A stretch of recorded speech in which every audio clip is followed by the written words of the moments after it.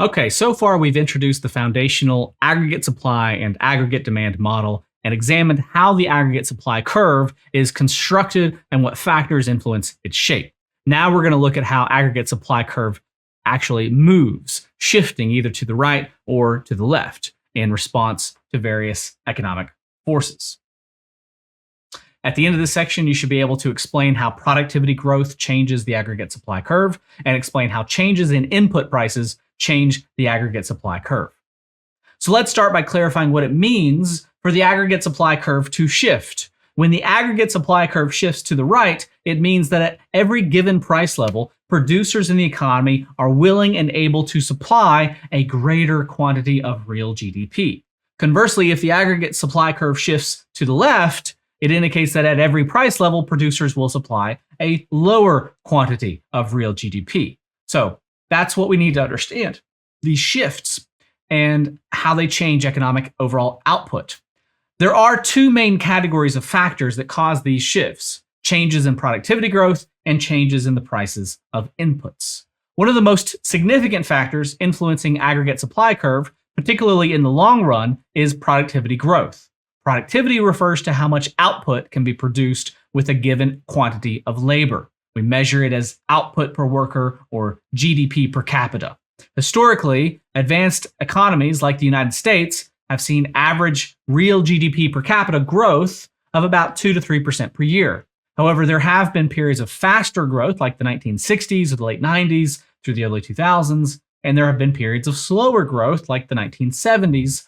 So when productivity improves, firms can produce more output with the same amount of resources. This means a higher level of productivity will shift the aggregate supply curve to the right, leading to increased output and typically downward pressure on prices. For example, the development of artificial intelligence and automation in recent years. While that's causing some labor market adjustments, it does have the potential to significantly boost overall productivity across many industries by allowing businesses to produce more goods and more services with the existing labor and capital.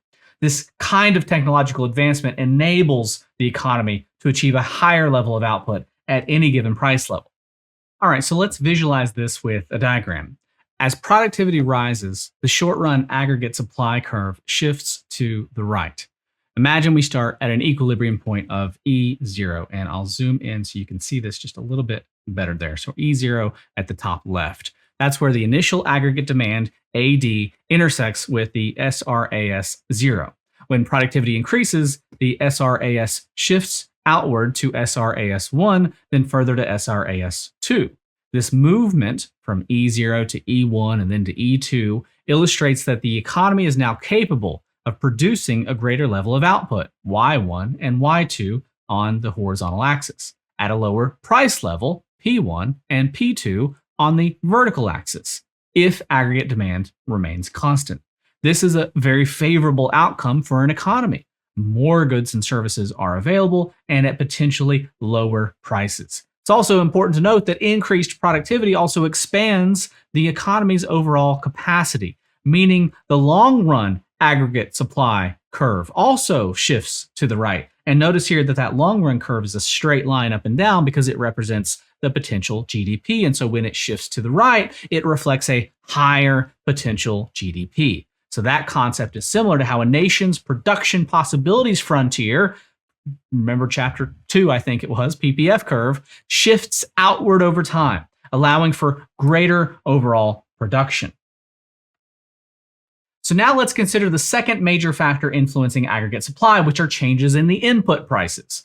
Inputs are raw materials, labor, and other resources that firms use to produce goods and services. So when the prices of these widely used inputs rise across the economy, it directly impacts the costs of production for many of our businesses. For example, if energy prices or wages increase significantly, then firms face higher expenses to produce the same amount of output.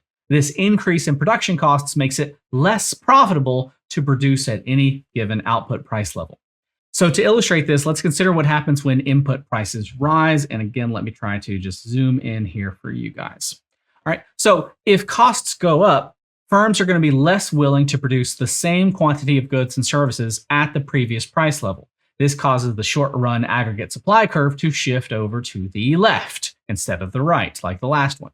On our diagram, the curve shifts from SRAS 0 to SRAS 1 due to the higher input prices. The new equilibrium point, E1, will show a reduced quantity of output and a higher price level compared to the original equilibrium at E0. So the combination of lower GDP and higher prices is often accompanied by higher unemployment as the economy moves further away from its potential GDP. It's a challenging situation for policymakers because they face the difficult task of addressing both rising prices and the economic contraction. So we've seen this play out historically. A classic example occurred in the 70s when spikes in oil prices led to significant leftward shifts in aggregate supply for the US economy. This resulted in a phenomenon known as stagflation, particularly unpleasant economic condition where the economy experiences stagnant growth, high unemployment, and high inflation simultaneously. It's a tough challenge because policies designed to fight inflation might worsen unemployment and vice versa. And conversely, a decline in the price of a key input like oil can have a very positive effect. For instance, when crude oil prices fell dramatically by almost half from 85 to 86 and again from 97 to 98, these declines helped shift the SRAS curve to the right. This resulted in periods of economic expansion, lower unemployment, and reduced inflationary pressures, much like the positive scenario we discussed earlier with our productivity growth. Beyond energy, two other critical inputs that can significantly shift the short-run aggregate supply curve are the cost of labor, or wages, and the cost of imported goods that are used as inputs in domestic production.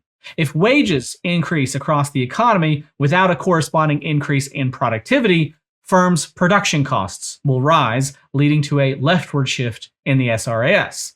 Conversely, if wages fall, SRAS shifts to the right.